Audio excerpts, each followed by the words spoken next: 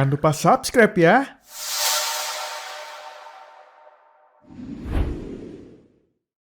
Om Pimpalayum Gambreng. Puju yang jaga, puju yang jaga.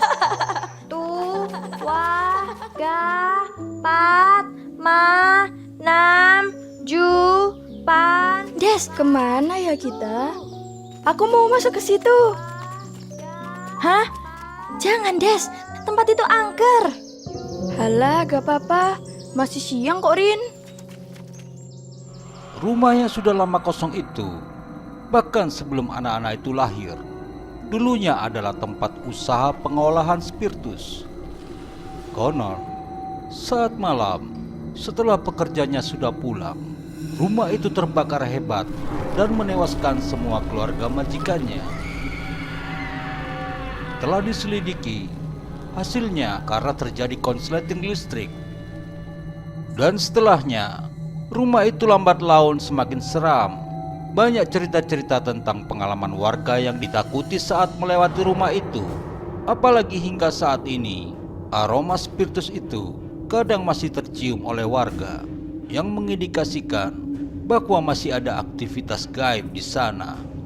Warga pun menyebutnya sebagai rumah spiritus. Udah belum? Belum. Lama amat sih cari tempat sembunyi. Iya, sudah. Setelah Pujo menemukan Yoso dan Rini, ia tak bisa menemukan Desi. Ia pun menyerah dan baru diberitahu oleh Rini. Des, aku nyerah. Aku mau jaga lagi kok. Kamu keluar ya. Aku takut masuk. Tiba-tiba, aroma spiritus tercium dari rumah itu. Hah? Desi! Keluar, Des! Desi! Keluar, Des! Desi! Hingga malam tiba, Desi tak pernah keluar. Warga yang mendapat kabar itu menjadi gempar. Mereka tidak berani memasuki rumah itu. Pak Kraso, kepala kampung itu pun bilang ia akan melapor ke polisi. Beberapa jam kemudian, polisi baru datang.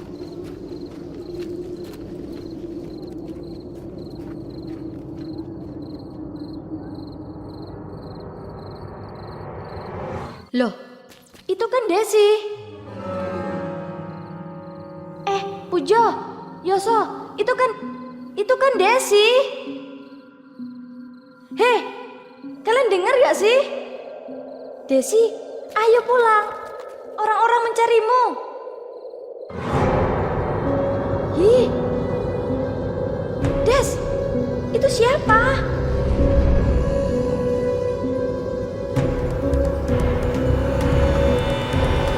Rin, kamu kenapa? Rini, bangun. Hah? Cerita tentang diculiknya Desi oleh Wewe Gombel dari Rini lambat laun menyebar, dan kepala kampung pun mendatangkan dukun untuk menyelidikinya. Tapi si dukun bilang ia tak melihat adanya Wewe Gombel di situ. Ia hanya melihat genderuwo yang juga tidak tahu tentang keberadaan Desi. Rini masih merasa kejadian hilangnya sobatnya itu baru saja terjadi kemarin, dan ia masih yakin bahwa Desi diculik oleh Wewe Gombel. Des, di mana kau berada selama ini?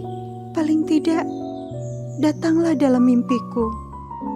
Seringkali Rini berhenti di depan rumah spiritus untuk mengenang sobatnya. Kadang ia berhayal Desi keluar dari rumah itu. Loh, itu kan Pak Kraso? Nak Rini, Pak Kraso, Bapak kok berani masuk ke sana? ini kan masih siang. Lagi pula Bapak masih ada hubungan keluarga dengan pemilik rumah ini dulu. Oh, saya baru tahu, Pak. Tanya saja orang tuamu. Iya, Pak. Ya, Bapak sesekali ke sini untuk mengenang masa lalu dan mendoakan mereka. Sedih rasanya Iya, Pak. Dulu Desi juga hilang di rumah ini. Sabar ya nak. Seingatku dia anak yang ceria. Kasihan sekali. Kita doakan saja arwahnya tenang di sana. Iya, Pak. Oh iya, Pak. Memang dalam rumah itu seperti apa sih? Kok sampai dia nggak ketemu ya? Saranku, jangan pernah masuk ke sana. Tiba-tiba tercium aroma spiritus.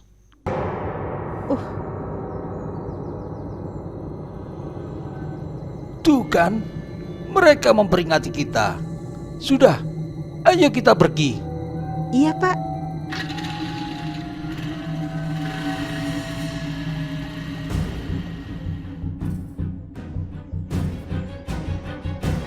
Halo, Setelah dari rumah itu, Rini tergerak untuk menjenguk ibu sobatnya. Maaf ya, Bu.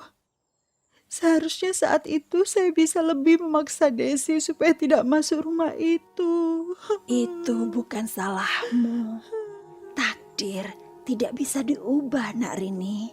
Ibu sudah ikhlas lama kok. Dah, gak usah sedih. Iya, Bu. Entah berapa lama Rini berbincang dengan ibunya Desi. Tiba-tiba mereka melihat beberapa warga berlarian di jalanan. Rini segera mengikuti mereka dan sangat mengejutkan karena ada kabar beberapa saat lalu polisi telah meringkus komplotan perampok dari dalam rumah spiritus. Rin, Pujo? Pujo, teman kecilnya dulu yang sudah pindah rumah, ternyata sekarang menjadi polisi. Ya, aku juga kaget.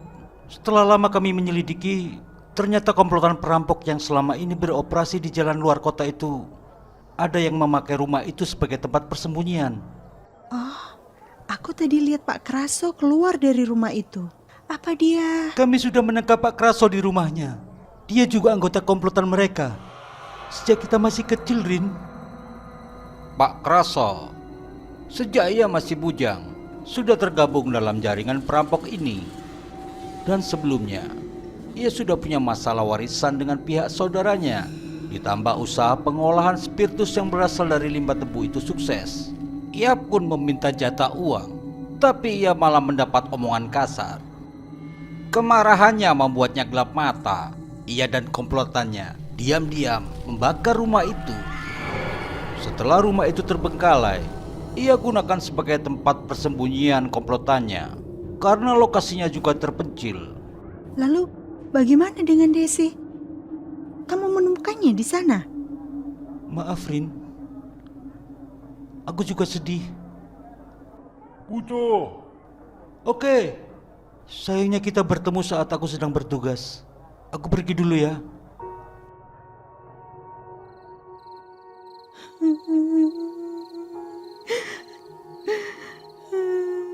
Des, sebenarnya apa yang telah terjadi padamu, Des?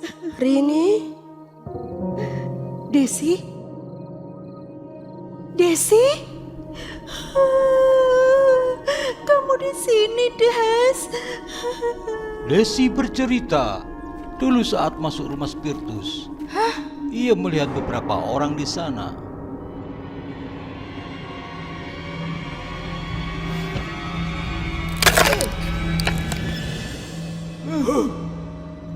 Kalau dia hidup, dia akan cerita keberadaan kita. Des, aku nyerah. Aku mau jaga lagi kok. Kamu keluar ya. Aku takut masuk. Aku akan menyingkirkan mayat anak ini. Kalian segera sebarkan spiritus, lalu keluar dari sini.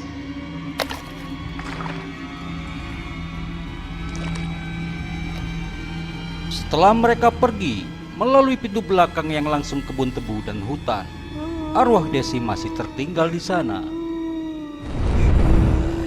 Pergi.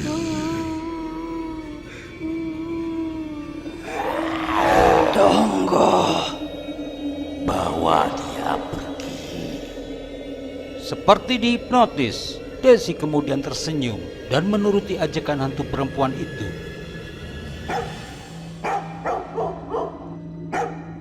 Sosok Wewe Gombel itu adalah hantu yang ada di sekitar kampung dan merasa iba dengan Desi.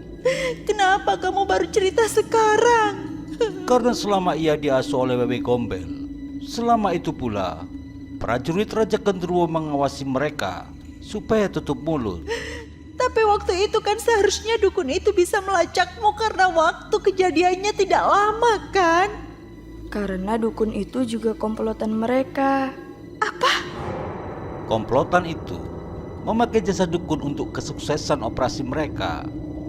Dukun itu juga membuang arwah saudara Pak Kraso yang mati terbakar untuk berjaga-jaga jika ada orang pintar lain yang menyelidiki rumah itu. Kemudian, ia memasang Raja Genderuwo sebagai penunggu, sekaligus untuk menakut-nakuti warga yang mendekati tempat itu. Dan untuk lebih meyakinkan lagi sebagai rumah angker, komplotan itu ada kalanya menyirami dengan spiritus. Itulah kenapa penciuman anjing pelacak polisi terkecoh oleh aroma alkohol.